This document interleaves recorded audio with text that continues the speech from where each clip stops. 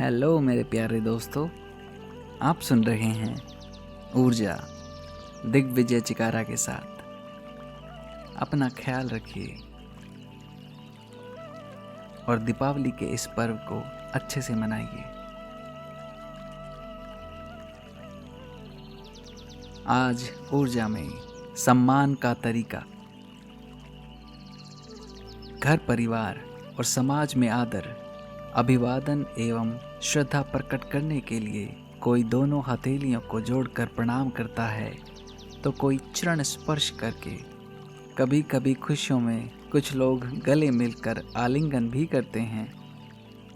यह आपस में अभिवादन करने का एक तरीका है, लेकिन मन में आदर की जगह नफरत एवं स्वार्थ सिद्ध करने के प्रयास हैं।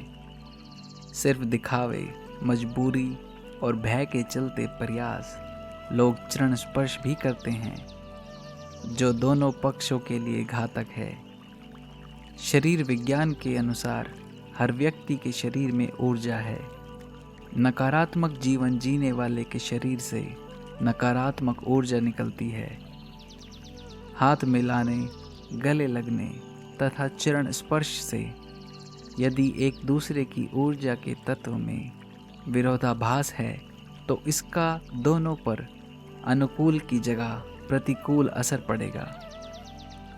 प्रणाम और चरण स्पर्श की भारतीय संस्कृति रही है।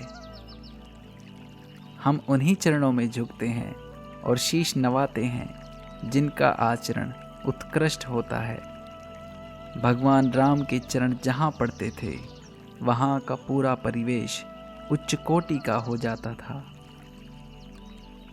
इसी तरह स्वामी रामकृष्ण परमहंस के आसपास आते ही उनके शरीर के आभा मंडल से हिंसक प्रवृत्ति के जानवर हिंसा भूल जाते थे।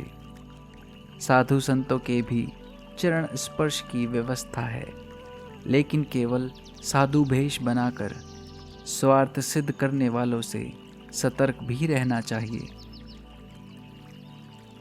वैज्ञानिक दृष्टि से अंतरिक्ष से निकलने वाली ऊर्जा तरंगे सिर से होते हुए धरती की ओर जाती हैं। इसलिए जिसका भी चरण स्पर्श करना हो तो यह भली भांति जान लेना चाहिए कि वह कैसा है। केवल खुशामद और स्वार्थ तथा भय के चलते चरण स्पर्श तन और मन दोनों के लिए घातक होगा। हाथ मिलाने की परंपरा पाश्चात्य जगत से आई है, जो अब अपने समाज में भी प्रचलित हो गई है। स्पर्श से भी तन मन पर असर पड़ता है।